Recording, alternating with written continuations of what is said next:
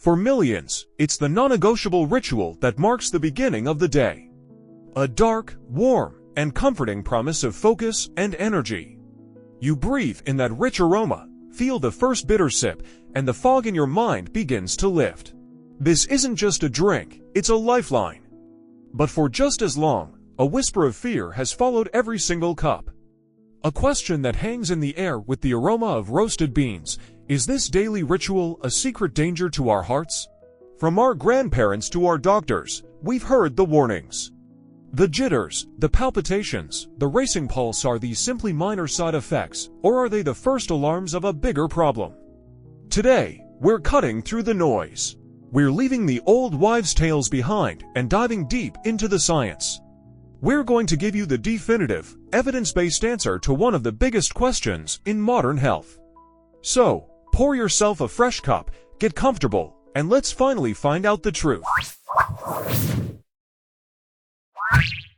The Great Caffeine Panic, where the fear began.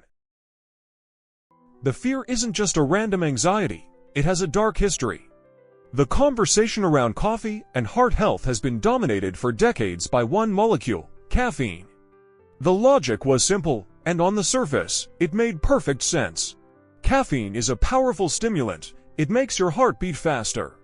So, it must be bad for your heart, right? Early studies seem to confirm this.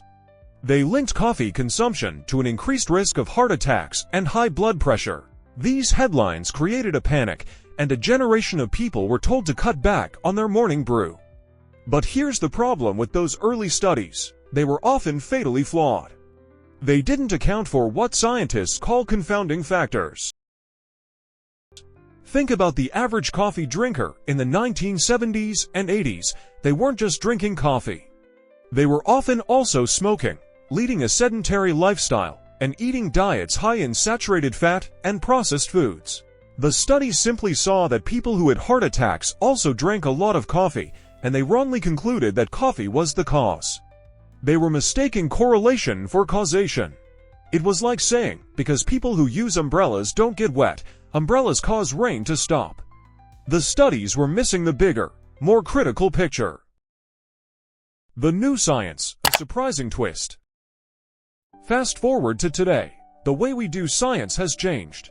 Instead of small, observational studies, we now have access to massive data sets, meta-analyses that combine the results of hundreds of studies and follow millions of people over decades. And what this new, high-quality research is revealing is completely overturning the old narrative. The overwhelming consensus from the modern scientific community isn't that coffee is dangerous. It's that it might actually be protective. That's right. The drink you were told to fear might actually be doing your heart some good. A landmark meta-analysis published in the journal Circulation followed over 200,000 participants and found that moderate coffee consumption was associated with a lower risk of heart failure. A separate study in the European Journal of Preventive Cardiology found that drinking 2 to 3 cups of coffee a day was linked to a reduced risk of cardiovascular disease, stroke, and early death. The numbers were consistent and powerful. The evidence is now undeniable. People who drank coffee had healthier hearts. The secret ingredients, beyond just caffeine. So, if it's not the caffeine that's helping, what is? The real heroes of this story are not the jitters in your cup, but the silent, powerful compounds you've never heard of. Coffee is one of the richest sources of antioxidants and polyphenols in the modern diet. Think of it like this: your body is constantly battling oxidative stress, a process that damages cells and contributes to aging and disease. Antioxidants are like tiny superheroes that seek out and neutralize this damage. They are the body's first line of defense, and coffee is packed with them. These compounds, not the caffeine, are what scientists believe are providing the primary health benefits. They fight inflammation, improve your insulin sensitivity, and even have a positive effect on your gut microbiome, which is now understood to be connected to every single aspect of your health, including your heart. But that's not all. New research has shown that moderate coffee consumption can also improve the function of the endothelial cells that line your blood vessels. When these cells are healthy, your blood vessels can expand and contract easily, which helps regulate blood pressure and keeps your cardiovascular system running smoothly. it's a complete reversal of the old fear. The same drink that was once blamed for raising your blood pressure might actually be helping to regulate it. The nuance, finding your personal sweet spot. So, is the case closed? Should we all go out and drink a gallon of coffee a day? Not so fast. The science is clear that for most people, coffee is safe and potentially beneficial. But there's a crucial piece of the puzzle we haven't talked about yet: genetics. Your body's ability to process caffeine is largely determined by a specific gene called CYP1A2. People with a fast metabolizer version of this gene can drink several cups of coffee a day with no problem. Their body processes the caffeine quickly, and they get all the benefits without the jitters. But about half the population are slow metabolizers. For them, caffeine lingers in their system for much longer. For these individuals, too much coffee can indeed lead to anxiety, an elevated heart rate, and trouble sleeping. It's not that coffee is a secret killer, it's that it's simply not a one-size-fits-all solution. So, how do you know if you're a fast or a slow metabolizer? You don't need a genetic test. All you need to do is listen to your body. If 2 cups of coffee make you feel sharp and focused, that's your sweet spot. If they make you feel anxious and jittery, that's your body telling you to slow down. The what-ifs and the final verdict. Before we give you the final verdict, we need to address 2 more critical factors. The first is how you take your coffee.